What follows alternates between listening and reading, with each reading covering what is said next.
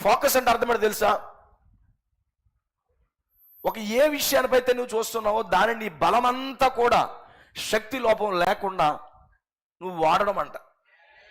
దృష్టి అంటే అది. దృష్టి పెట్టరా అంటారు. కొంచెం కొంచెం దృష్టి పెట్టవే అంటే దాని అర్థం ఏంటి? చూడమని కాదు.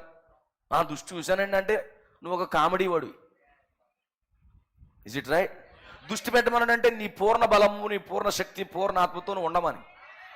ఇప్పుడు దేవుడు వధువుని దేవుని ఉద్దేశం పట్ల దృష్టి పెట్టమన్నాడండి. పూర్ణ శక్తి, పూర్ణ బలము, పూర్ణ మనసుతో శక్తి అంతా కూడా పెట్టుకుని దేవుని ఉద్దేశమును జరిగించడమే.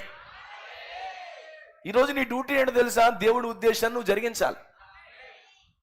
నీకు ఉద్దేశం అర్థమవుతాయి కదా నువ్వు జరిగించడానికి. చాలా మందికి అర్థం కాదు. They don't know they have position.